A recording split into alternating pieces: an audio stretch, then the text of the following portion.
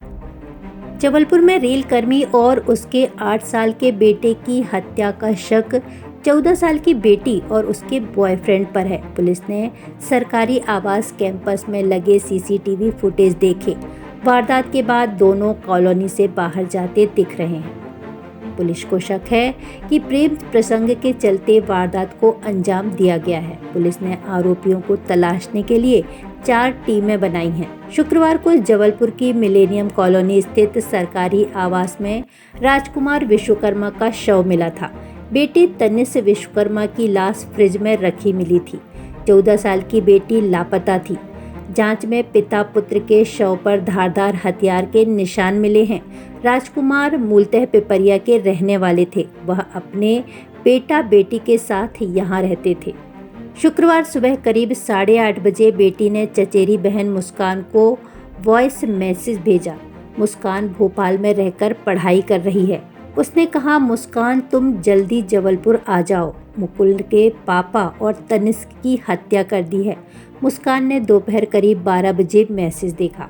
Message सुनकर वह घबरा गई। उसने यह बात पिपरिया में अपने पिता बाबू विश्वकर्मा को बताई। उन्होंने तुरंत जबलपुर में ही गढ़ा क्षेत्र में रहने वाले परिवार वालों को सूचना दी। यहाँ से परिवार वाले मौके पर पहुंचे। घर के बाहर दरवाजे पर ताला लगा था, जिसके बाद आरपीएफ और सिविल लाइन थाना पुलिस को भी सूचना। देखिए, ये रेलवे की जो मिलेनियम कॉलोनी है, इसमें फ्लैट्स बने हुए हैं और इसी में एक फ्लैट में मृतक राजकुमार विश्वकर्मा का परिवार रहता है, जहां उसका खुद का और उसके एक नाबालिग बच्चे का शव मिला है।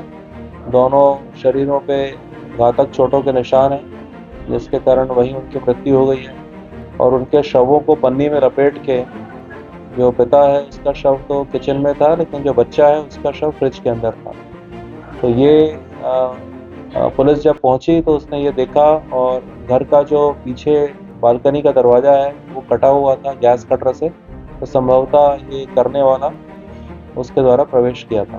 देखिए, लड़की जो है उसके द्वारा व्हाट्सएप वॉइस मैसेज पिपरिया में रहने वाले उसके चाचा के घर किया गया था, जिसमें घटना का उल्लेख था, परंतु वो मैसेज सवेरे प्रसारित होने के भेजने के बाद भी उनके चाचा ने काफ़ी विलम्ब से उसको देखा दोपहर बाद, और उसके बाद फिर उन्होंने यहाँ जबलपुर के रिश्तेदारों को खबर करी, फिर उन्होंने डायल 100 को खबर करी और इस तरह से करीब 3 बजे पुलिस को ये सूचना मिल पाई।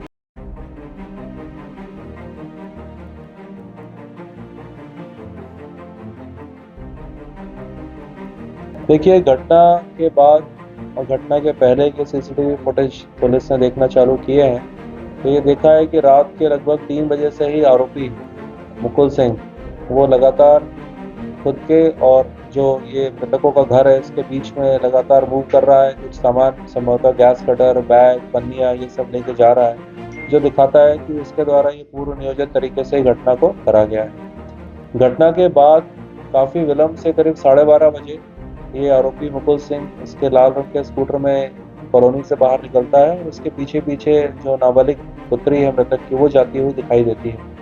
और इसके बाद शहर के जो पुलिस कंट्रोल रूम के सीसीटीवी फुटेजेस हैं, रेलवे स्टेशन के सीसीटीवी फुटेज हैं, बस स्टैंड के फुटेजेस हैं, यहाँ पर ये दोनों साथ में जाते हुए दिखते हैं। तो अब ये क्यों साथ में हैं, ये तो मुझे लगता है इसका स्पष्टीकरण दोनों के मिलने के बाद ही पता चल पाएगा। ये लड़की के द्वारा, बच्ची के द्वारा 2023 सितंबर में आरोपी के विरुद्ध 376 का अपराध कायम करवाया गया था, जिसमें बच्ची के नाबालिग होने से पॉक्सो एक्ट की धाराएं भी लगी थी और उस समय आरोपी गिरफ्तार भी हुआ था और फिर वो न्यायालय से जमानत पर रिहा था। ये सितंबर 2023 में अपराध कायम होने के तुरंत बाद ही इसकी गिरफ्तारी हो गई थी और लगभग 1 महीने में इसकी जमानत हो पाई। देखिए, अभी हमको ये पता चला है कि इस सितंबर 2023 की जो अपराध की सूचना दर्ज कराई थी, आरोपी की गिरफ्तारी हुई थी, उसके बाद मृतक ने अपनी बच्ची को पिपरिया उसके चाचा के यहाँ शिफ्ट कर दिया था और अभी करीब 10 दिन पहले से ही वो कुछ परीक्षा वगैरह देने के लिए बच्ची वापस आई थी।